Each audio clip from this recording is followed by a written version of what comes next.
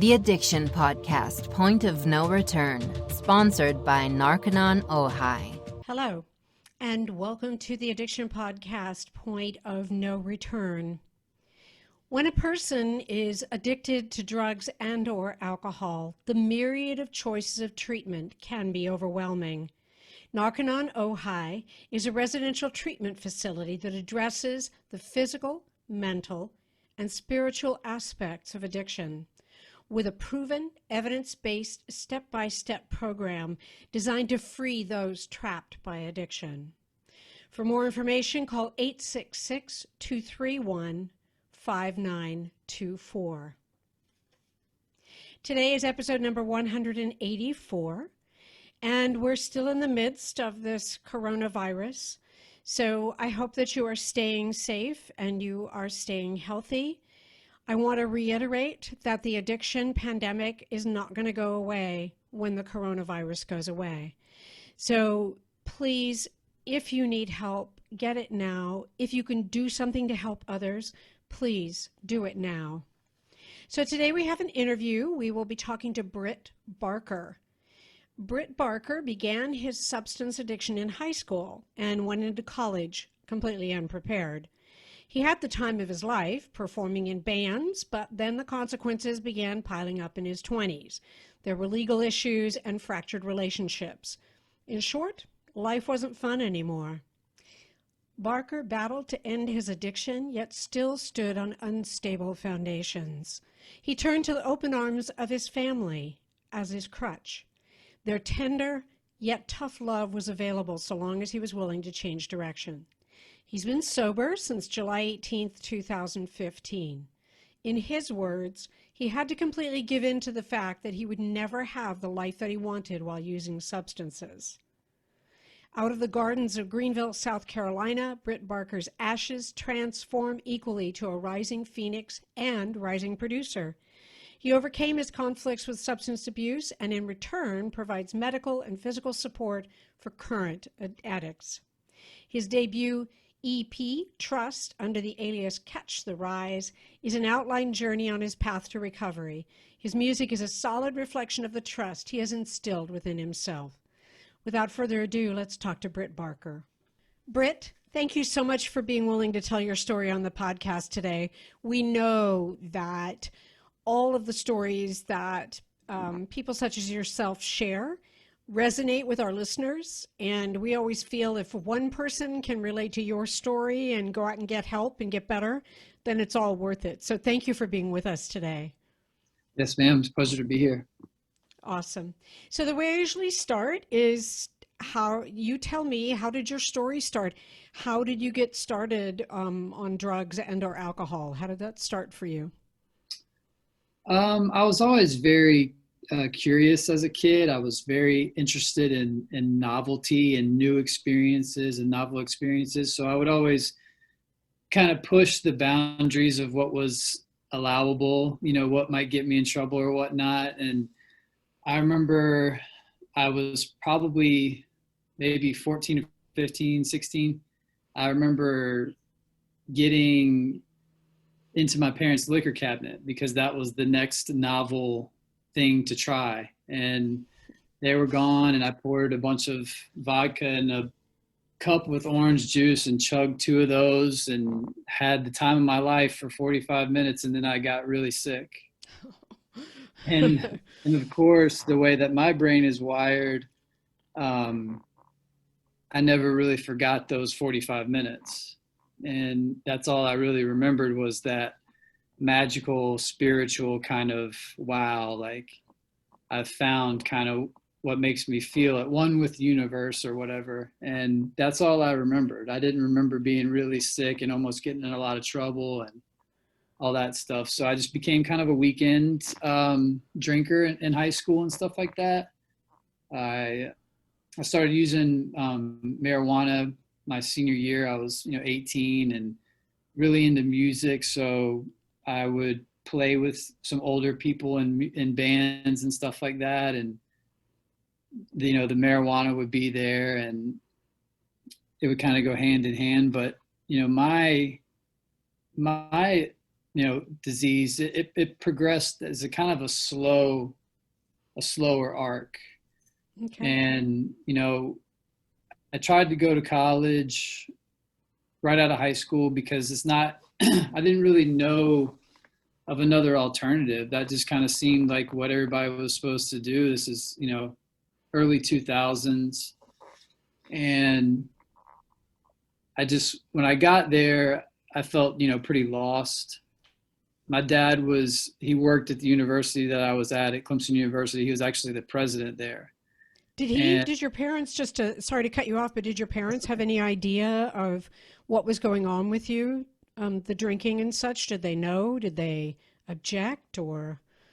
Yeah, they definitely objected. But I don't think they knew. I was really good at kind of maneuvering my way around, manipulating, and kind of being deceptive.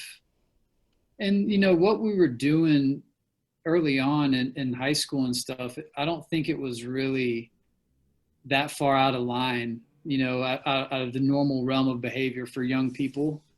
Yeah. So they might have been aware that those kind of things were going on, but like I said, I was really good at hiding it. Right.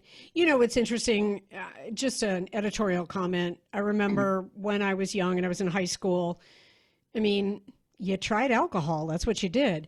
But I also remember the guy who would get so wasted every Friday night to where he was puking in the bushes.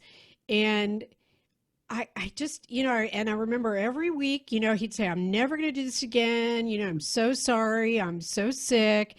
And just, next Friday, same old, same old. Just, I don't know why I brought that up, but you made me think of it because, yeah, sorry.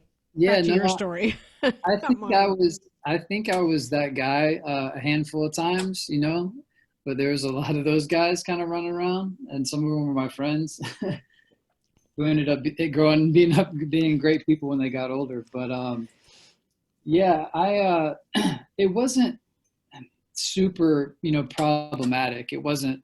I kind of had sports to ground me, and a pretty good social life and good family life, and there were kind of things, and I was involved in the church and the youth group. So I had things that were grounding me, but they were also like in conflict with that other part of me, which, kind of made that dissonant kind of feeling inside. Like I felt guilty and shameful for wanting to do these things and doing these things, but at the same time, wanting to get out and explore and experience life. It created that tension, which, can kind of like lasted with me all the way up until today. I mean, it's more manageable now, but I think a lot of times with substance use, and there's so much shame that goes around it just for even having the curiosity. And one thing that I would want to impart on people is that don't be ashamed to have the thoughts, and don't be ashamed to have the curiosities, and don't be ashamed to talk about it, because that way you can possibly get a better understanding of what you might be getting into before you actually get into it and it's quote unquote too late. I mean, it's never really too late, but yeah, I think I try to encourage more like open and honest communication about that stuff. I think that's super important. So often the family of someone who's addicted doesn't feel that they can communicate to anybody about the problem. Mm-hmm. The person addicted doesn't feel that they can really communicate about what's going on with them. So I think that's huge. So back to your story, you're now at Clemson University, and your dad just happens to work there. Mm-hmm. And take us forward from there. Yeah, and my family, I honestly could not have grown up in a better household. I was loved, all my needs were met, all those kind of things. I mean, it wasn't a perfect situation, but I don't think there is a perfect family situation out there. But I felt like there was a lot of pressure It was mostly self-imposed, like my brother was, a high achieving person, my mom and dad were, and I felt like, I kind of had to figure out a way to make myself kind of stand out as well. And, this is after years of reflection and therapy and all sorts of kind of work, and looking back. But I went to college because I wanted to go. I wanted to have the fun experience with my friends and stuff like that.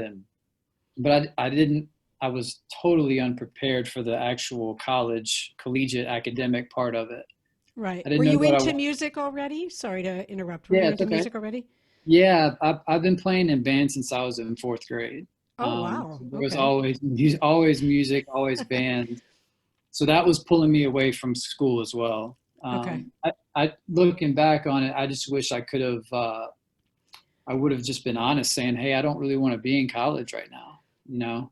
Um, but that's the kind of thing, it's it's programmed into kids that like this is the path you take, and I would encourage people that it's not necessarily the case. Well, and also when your dad is working at the college, I mean, that's kind of like a little bit of added pressure, like, yeah, I really should do this. Hmm. And maybe, yeah, and maybe not the easiest thing to communicate that you don't want to do that. Yeah. Because I grew up in the I'm quite a bit older than you are, but when I grew up, that was the way it was. I'm a baby boomer, so it was like you went to high school, you went to college, you got married, you had kids, that was it. And I remember my parents, I think I did a year of college and got into drama, and I didn't really want to do it anymore. And I remember I think till my mother passed away, it was like she wished I'd had a college degree. Just one of those things. So I would imagine that with your dad working for the college, there was just that a little bit additional pressure of like you really ought to go to college. Yeah, he was the president at Yeah. Clemson.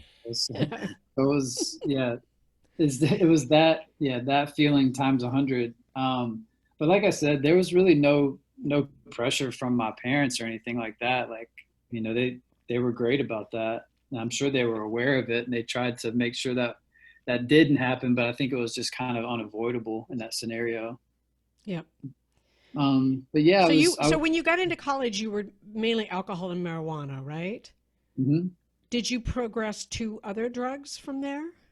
Yeah. I started messing around with some cocaine, and then I had done psychedelics along the way too, mostly just mushrooms.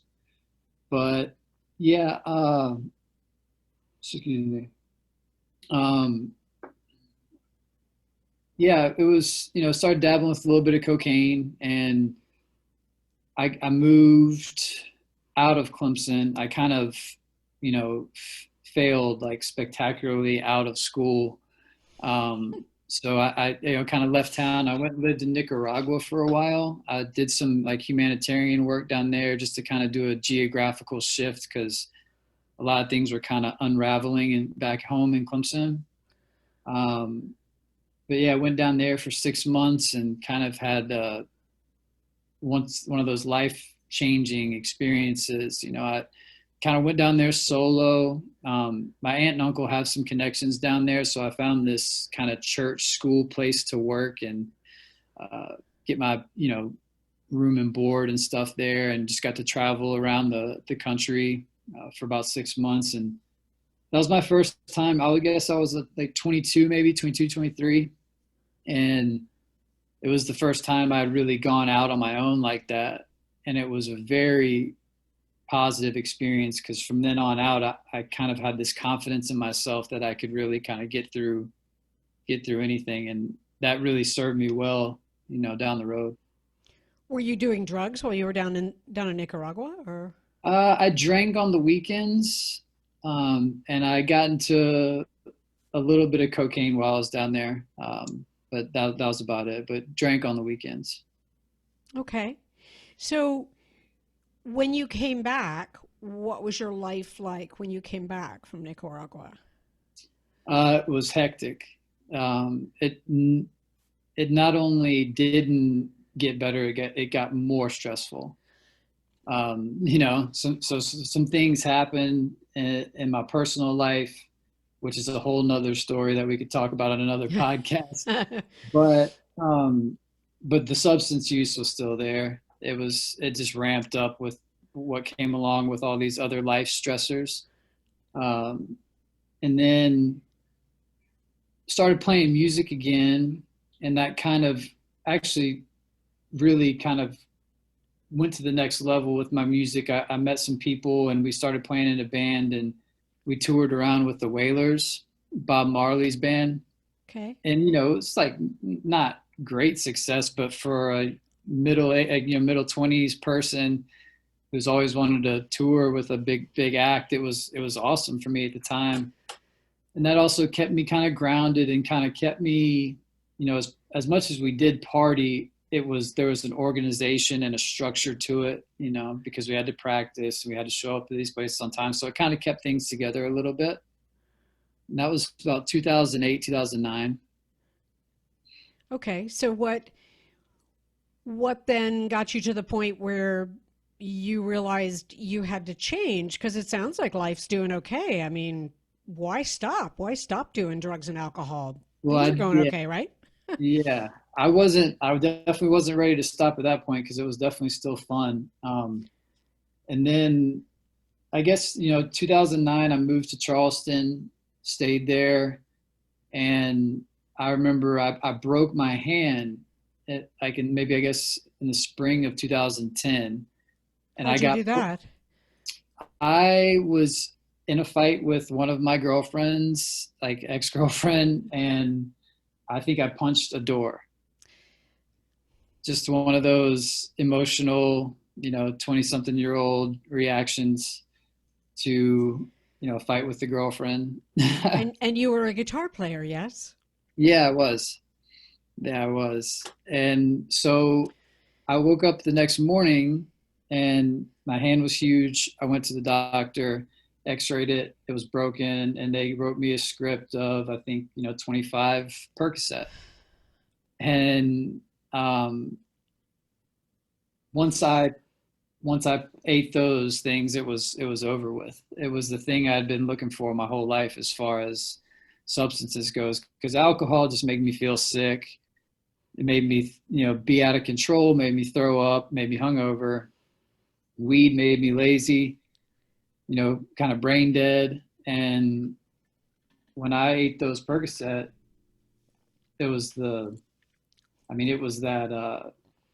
warm embrace that I've been looking for in every drug that I've ever tried up in that point. Yep. And then but it ran out, didn't it? Oh yeah. And then I called him again. I called that doctor again and said, "Hey man, I'm having some really bad problems with this hand, you know." And that was the beginning of like being deceitful and trying to figure out a way to keep this train going, you know, because that's when the train really took off. And I moved to Florida. I moved to Orlando to go to recording arts school at Full Sail University. And I just, you know, I wanted to do that. It's what I really wanted to do. Like before, when I was in college, I didn't really know what I wanted to do. Just totally aimless. This time I knew what I wanted to do, but I was so incapable because of how bad I was off on drugs and alcohol.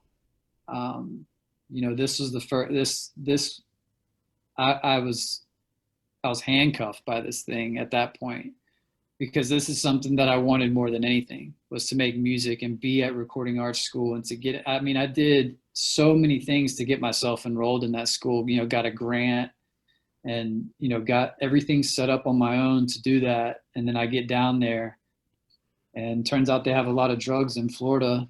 And, you know, it was off to the races even more. Wow. Did you stick with painkillers or did you go down the heroin route? Oh yeah, I went down all the routes eventually. While I was there in Florida, it was mostly just pills. Smoked methamphetamine for the first time down there when I was hunting alligators with a friend of mine. Needless to say, that was quite an experience. It was, 3 a.m.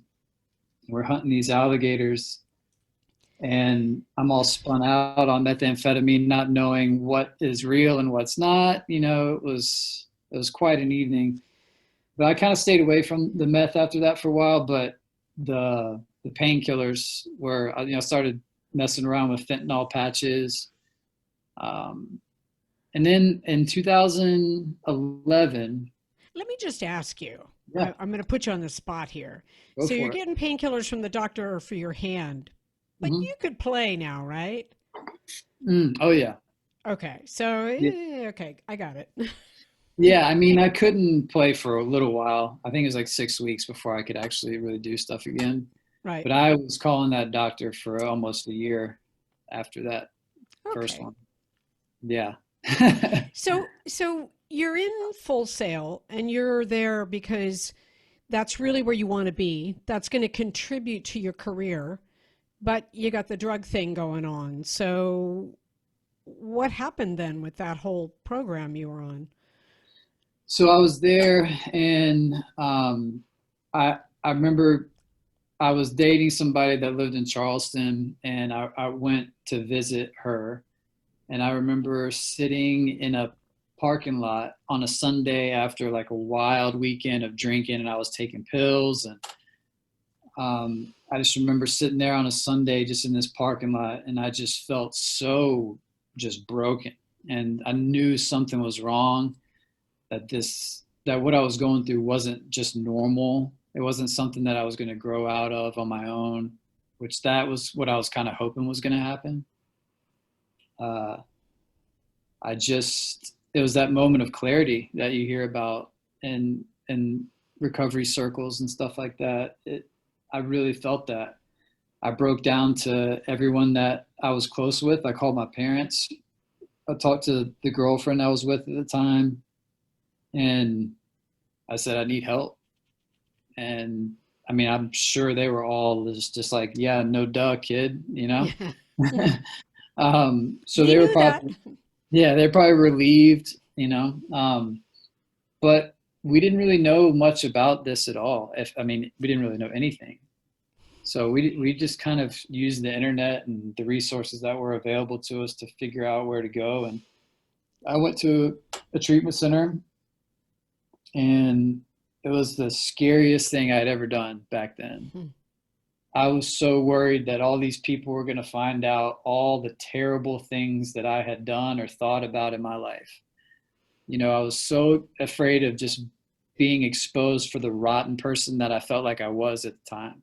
Mhm. So it was Yep. it was terrifying. I mean, I've endured way more things that should be scarier than that, but that was, Like alligators at 3 a.m. in Florida looking for alligators. Okay, yeah. that's scaring me. Well, like just even jail, like going to jail, and like that was nothing compared to that first time walking into rehab. You kind of glossed over that. You didn't mention to us that you'd Oh, been in jail. it's coming in this. It's Oh, coming. yeah. Oh, okay. All right. Fair I enough. had been arrested for public disorderly stuff, prior to going to Orlando, but just like drunk, rambunctious college boy stuff. Yeah.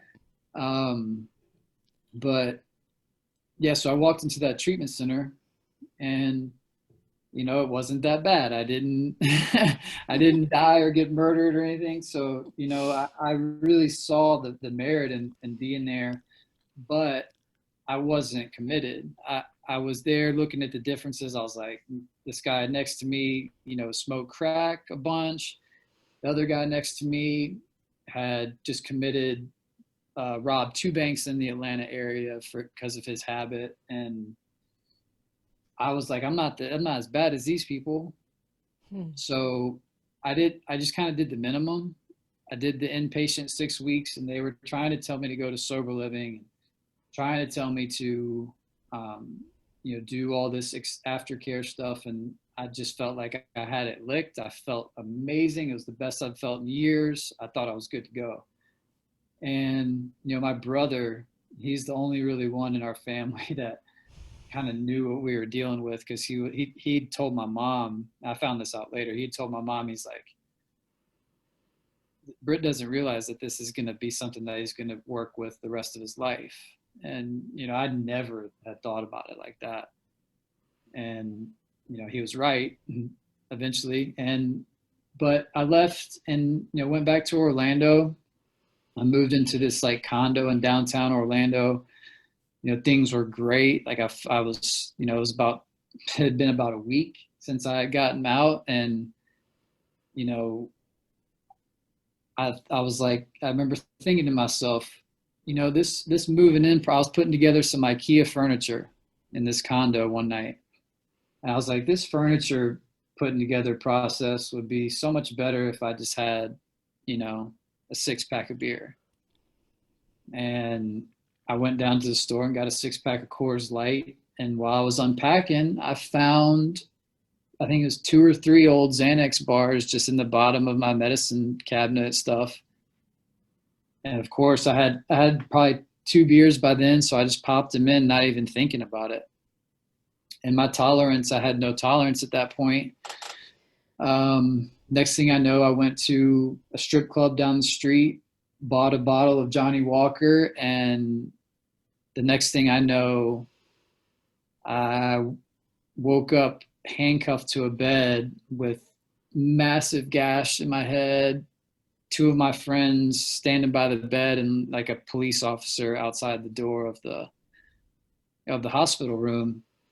And I'll never forget my friend's facial expression when I woke up. I woke up and I see them, and my friend and his girlfriend. I had been living with them before I moved to that condo, but their face was, it was this weird, you know, composite of just fear, you know, shame, regret, like there's just all these pity and anger. It was just this weird, I'll never forget their facial expressions. But I asked what happened. They said, you were being chased by the police and you ran into a street sweeper and your head went through the windshield of your car. Wow. And, you know, I had no idea. I was obviously very sore.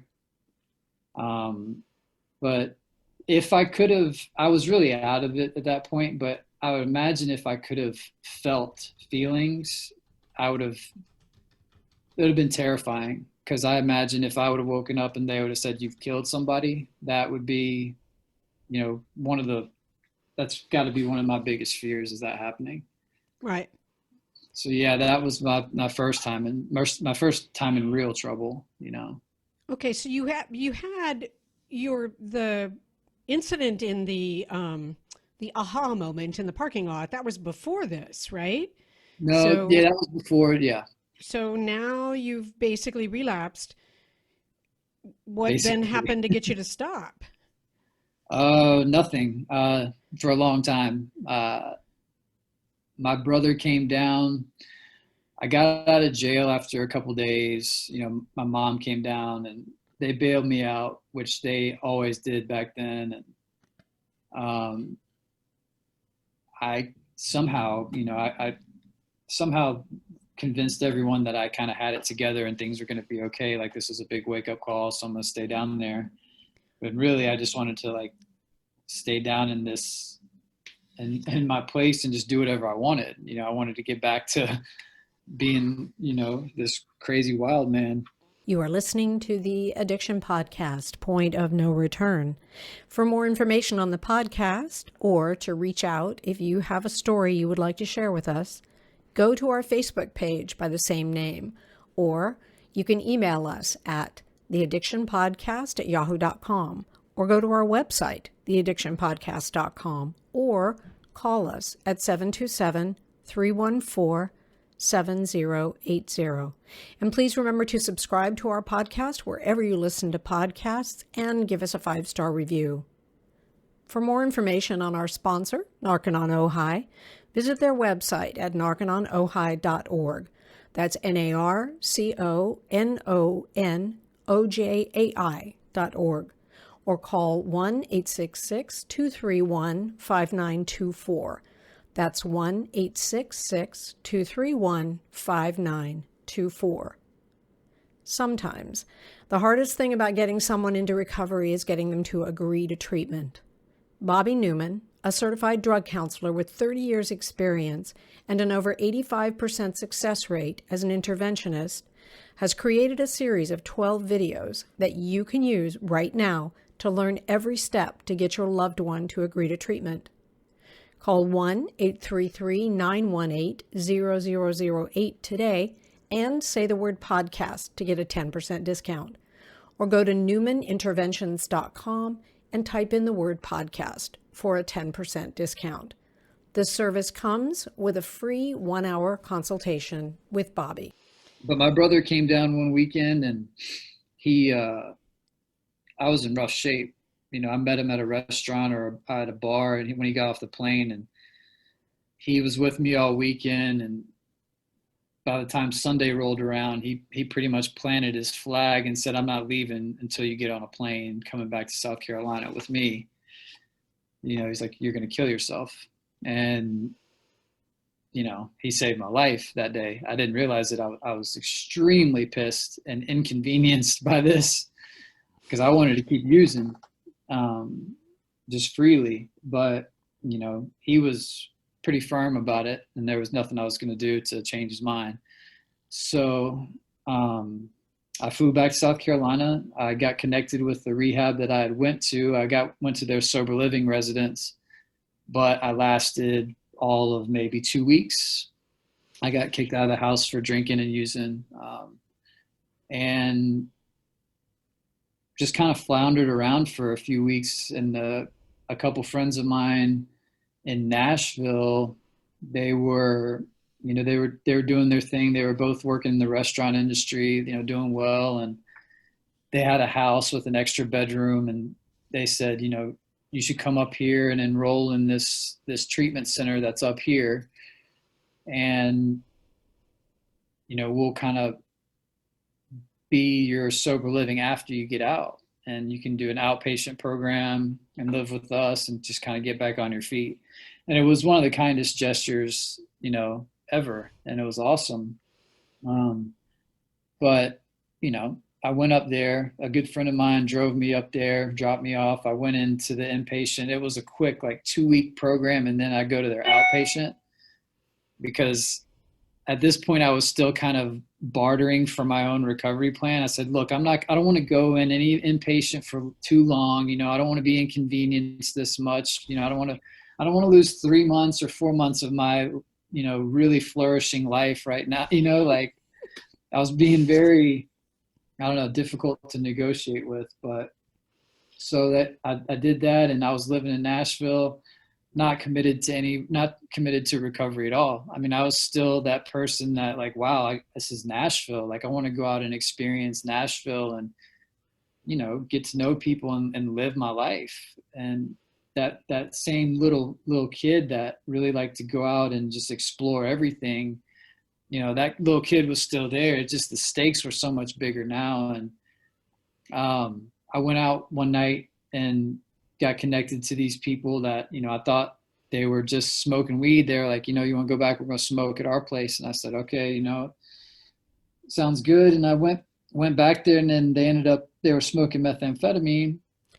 And, you know, I had been drinking, and there was really no reason. I mean, it's not like I wasn't enrolled in outpatient the next day, you know, or anything like that. So I figured it was a good idea to hit the meth bowl. And that was, you know, talk about off to the races after that. It was a 3-week bender of, I ended up, you know, getting with these people that were trafficking methamphetamine from Atlanta to Nashville, and just really, I was on probation for all the stuff that had happened in Florida.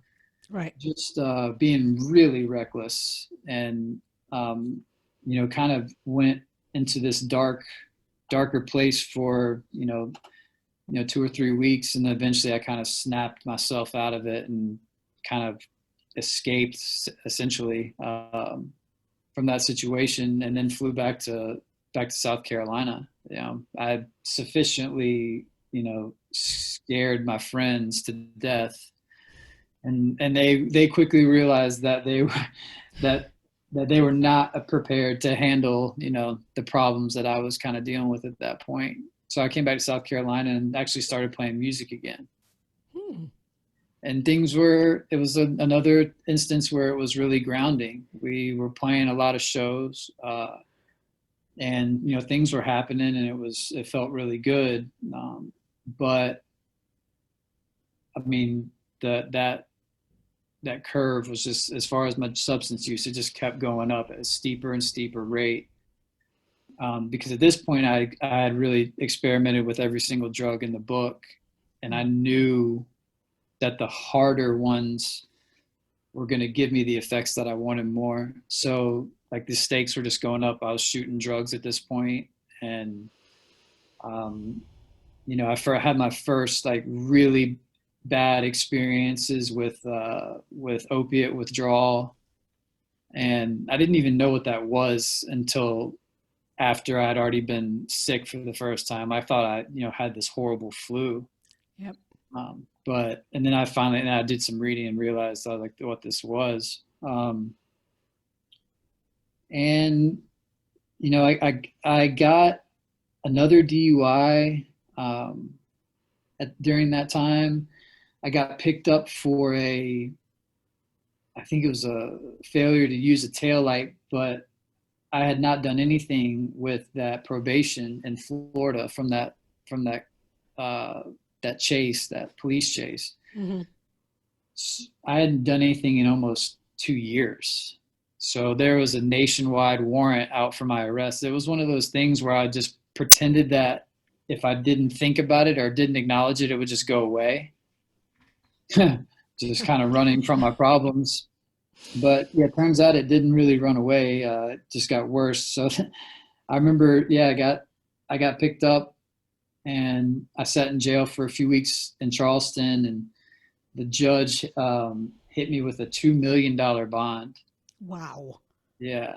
I remember that happening and just kind of laughing at the situation I found myself in at that point, because I had no idea how I was going to come up with any sort of money like that.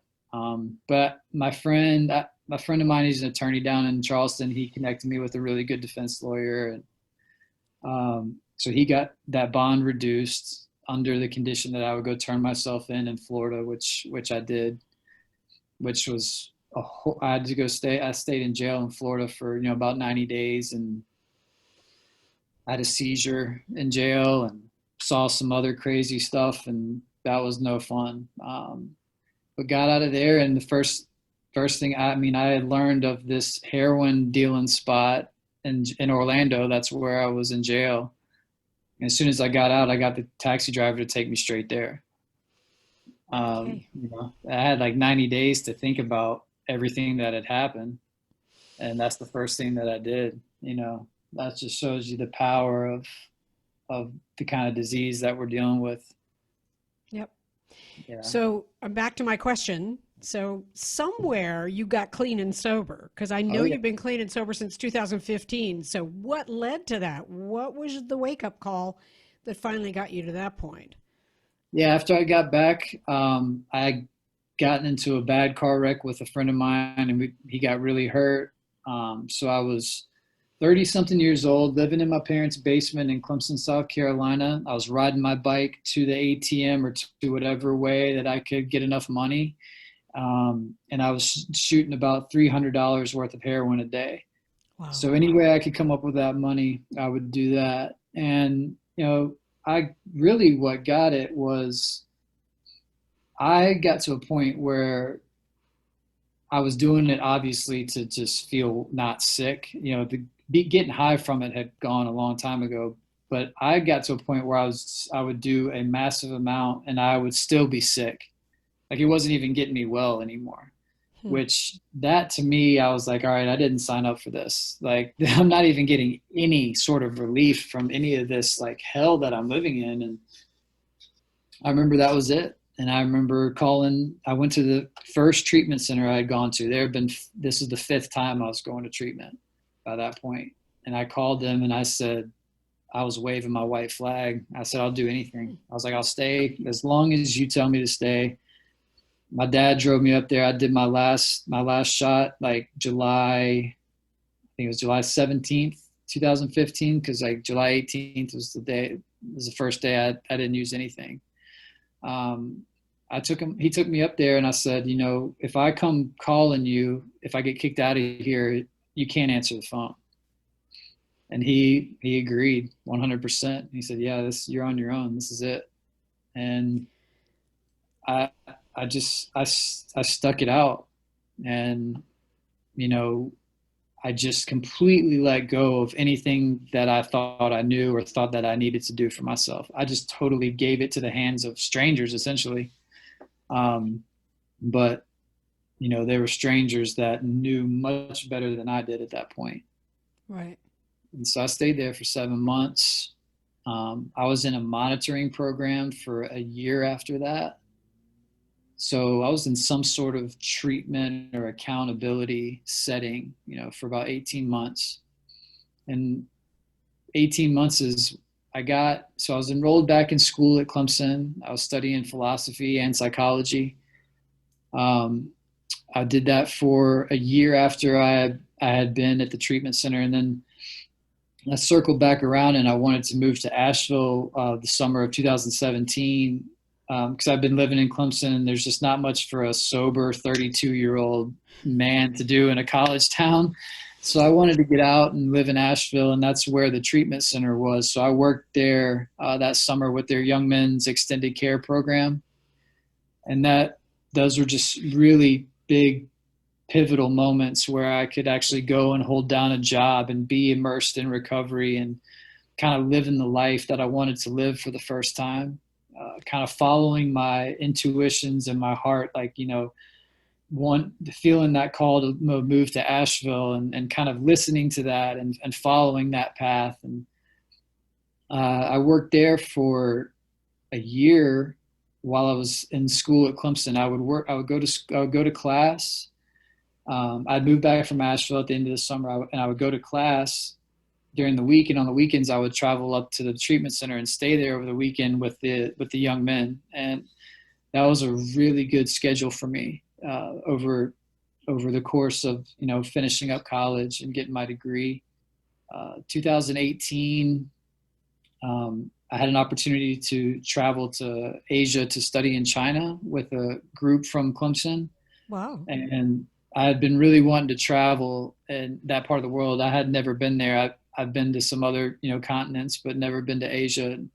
But it's another instance of where I kind of listened to my intuition, kind of had that voice inside of me telling me, hey, you should check out Vietnam while you're there. And I ended up getting on a motorcycle after the class was over in Beijing. I got on a plane from Beijing to Hanoi, and then I got on a motorcycle and rode motorbikes through the mountains and jungles of Vietnam for 2 weeks. Wow. Yeah, it was just amazing. And that was another one of those things where, you know, that's the first time I had traveled on my own, especially out of the country, especially for that long. I'm sure there were some people back home who were kind of worried and anxious about that, especially considering to the country where I was going. I mean, they have a lot of heroin in Vietnam. Yep. But, you know, those kind of moments just kind of kept me confident that I was on the right path. And, Yeah. you know, I'm sorry to interrupt. I want to make a point here because I think that, you know, typically a lot of people go into rehab and it's maybe a 30-day program because that's all that insurance will pay for. And I think your story is particularly relevant. There is no quick fix for addiction. There just isn't. There's all of the different aspects of it, the physical addiction, the mental addiction, and then the whole spiritual problem that occurs before and after addiction. And it isn't, there's no quick fix for it. And I think your story is particularly relevant because you basically spent a year not only just yourself doing your treatment, but also helping others in treatment. And you're still doing that today. Tell us what you're doing today. Yeah, today I work for an organization here called Favor Greenville. We're a nonprofit organization that we deal mostly with community-based services for substance use and mental health issues. One of those services is we have a full-time staff member in the emergency room at the main hospital here. So when somebody comes into the emergency room, the providers and the nurses are trained to screen for substance use disorder. And any patient that that might be at risk of substance use disorder, I'm notified. I go in, or whoever's working that day, uh, I go in and introduce myself and see as a person in long-term recovery, and I just see how we might be able to help them on that path to trying to make life a little better for them. Got it. And and this is kind of sort of how I end the interviews typically, is I say, what would you, if you had one message to say to someone, what would it be? But you're in the position where you do that on a regular basis. What is it that you tell somebody that quite obviously is addicted and is going to need help? What do you tell them in an effort to spur them to get help? The main thing that I try to convey is that there is nothing wrong with them, that they are sick people, that what they're dealing with is mental illness, um, and that it's nothing to be ashamed of. And the fact that they're willing to talk to me is a huge indication that they want to do better, and that they are better, that they aren't just this manipulative, shady, person. They're actually really good people that are torn apart by this conflict inside of them that is making them do all these things that are against their nature and their character. So I just try to show the difference, that this side of you is a very sick person. It's just like any other illness. And because somebody told that to me, and I really kind of took that to heart, and it helped me to explain all the crazy things that I had done against my character while I was using. Right. So I really try to, because there's not a magical thing you can say to somebody, but just Exactly. letting them know that they're not bad. Yep. And also, they're not alone. There's other people Oh, who've been through it, and there's people they can talk to. Changing the subject quite radically, yeah. but you are a musician. You're Mhm. making music. Mhm. You have a new album. They call them EPs now, I guess. You have a new EP that's out. Mhm. Tell a little bit about it and how people can get it. Yeah, I so was I going to moved. make you play a song, but I won't do that. Yeah, I would need a heads up for that. Yeah. But yeah, something I've always wanted to do is be a music producer. Like that's why I went to Full Sail, and so that had been calling my name for pretty much my whole life. But over the years, especially once I got into recovery, I could actually save some money and be able to start getting some of the gear that I would need to make some music on my own. And eventually, in the September of last year, I moved into this house that I'm at now. Like I've got this studio space built here. Like I don't know if you can probably see it and I stuff. can. I can see all of the buffering things to help with the echo and stuff. Yeah. Yep. So finally, I got all that together, and uh, when I moved in here September, and so I started making music then with the intention of putting out an album.